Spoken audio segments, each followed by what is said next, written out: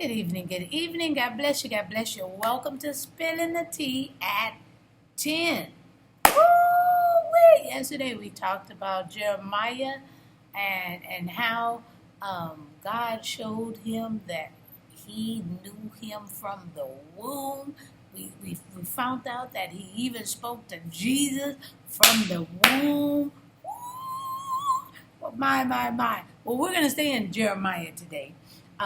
The word of the week is reveal. We got to be revealed, all this good stuff, right?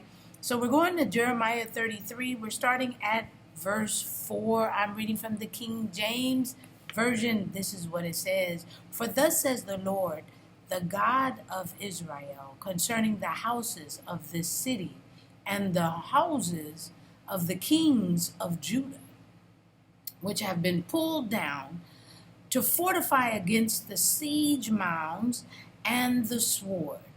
They come to fight with the Chaldeans, but only to fill their places with the dead bodies of men whom I will slay in my anger and my fury, all for whose wickedness I have hidden my face from this city. Sounds kind of cool, huh? Woo! Then look, verse 6. Behold, I will bring it health and healing. I will heal them and reveal to them the abundance of peace and truth. What is going on here? Judah and Jerusalem had their just due. It was enough. It's gone. Enough is enough with idolatry and rebellion. And yes, they were also without peace and health because of it. And then they had to hear from God too. So Jeremiah had to share bad news. That's why he was a weeping prophet, because he had to share bad news all the time. But the Lord promised healing and forgiveness with their repentance. He revealed it to them by cleansing, and he gave them a pardon. He heard their cries and answered them. He heard them and he answered them with how he would reveal it to them. So not only did he just answer, but he gave the information to Jeremiah, and Jeremiah revealed what the Lord was going to do. Nothing was hidden.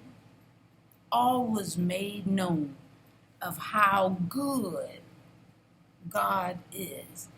Even in his anger, he's still good. I'm just spilling the tea at 10 on Word at Night. Wow. Sipping on my tea. And please remember this. He was good then. He's good now. And he is good in the future. He never changes. I'm just spilling the tea at 10 on Word at Night while sipping on my tea. Gee, look, this is some good stuff. And I'm talking about the Word.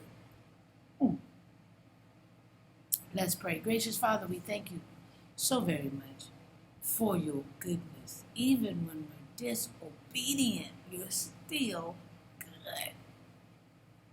And this was before Jesus. So, we thank you for Jesus. We thank you, Jesus, for the blood. We thank you for your sacrifice. We thank you for your time. We thank you for we thank you for your words. We thank you for your wisdom that you. Oh, I could go on and on, but I'll stop right there. Thank you, Jesus. Thank you, God the Father, for sending him. Thank you, Jesus, for coming. And then when you left, you sent another comforter. Holy Spirit, we thank you. We bless your holy name. One God, three persons, Father, Son, and Spirit.